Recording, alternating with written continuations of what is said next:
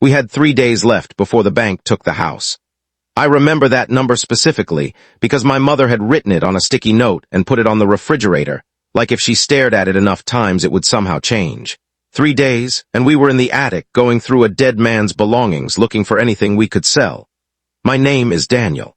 My father's name was Thomas Whitlock, and 6 months before that morning in the attic, he had died of a heart attack in his own driveway, holding a bag of groceries he never got to carry inside. We were not a wealthy family. We had never been a wealthy family. My father ran a small hardware store for 31 years, and when he died, he left us a modest savings account, a paid-off truck, and a mountain of unpaid medical bills from my mother's surgery the year before, bills that had quietly eaten through everything he had set aside for retirement. The bank had been sending letters for 4 months. The letters had stopped asking and started threatening. So there we were, my sister Claire and I, sorting through boxes in a hot attic looking for anything with resale value when Claire found the desk. It was an old roll-top desk that had belonged to our grandfather before it belonged to our father, heavy, scarred, the kind of furniture nobody wants anymore. We had actually discussed putting it out for the junk collector the week before. It was Claire who, running her hand along the inside of one of the drawers out of nothing more than idle habit, felt something that should not have been there. A seam.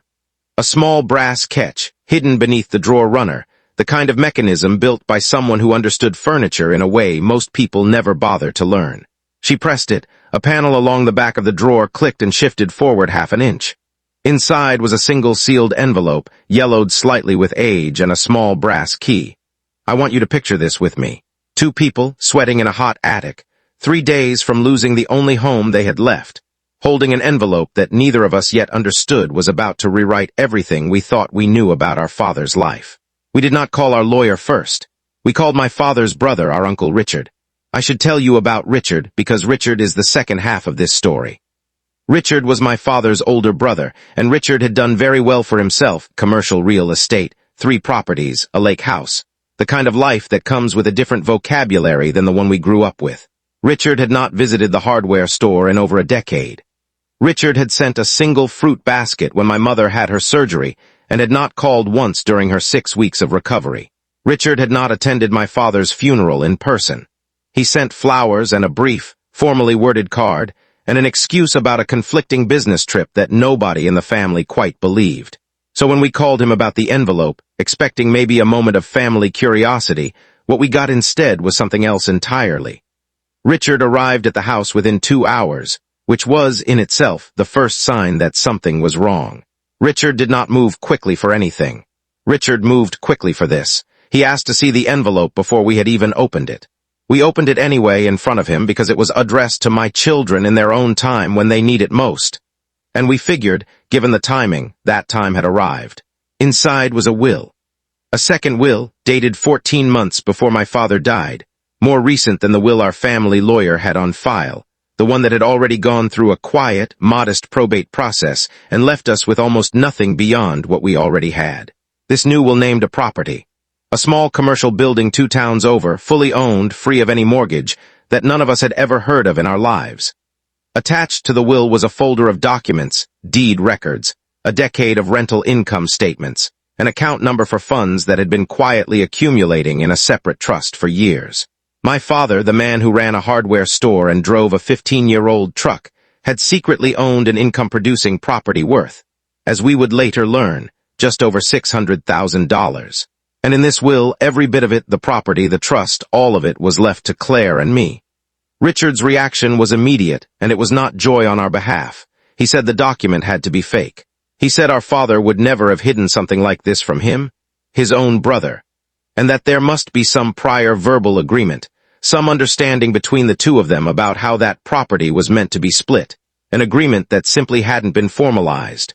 He said he would need to look into the validity of all this before we did anything rash, like, for instance, telling our lawyer. I want you to notice something here because it matters. Richard had not asked if we were okay. He had not asked how we had survived these past 6 months, 3 days from foreclosure. He had walked into the room and immediately, instinctively, started building a claim to money he did not know existed an hour earlier. That was the betrayal, not the years of distance. Distance on its own is just a kind of failure. This was something else. We did call our lawyer the next morning.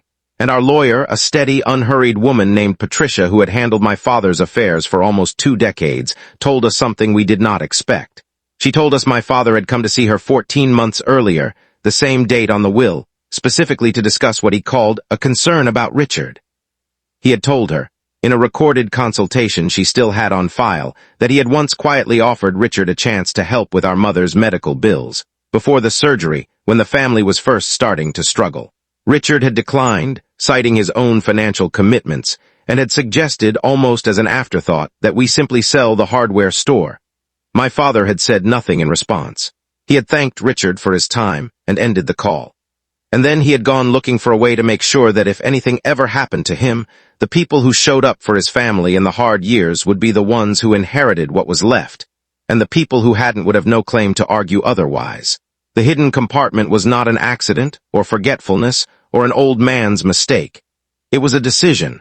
My father had built a test into the architecture of his own desk, and Richard had failed that test years before the desk was ever opened. Patricia had a copy of that recorded consultation. Richard's lawyer reviewed it within a week and quietly withdrew every claim he had been preparing to make. The property sold within 4 months.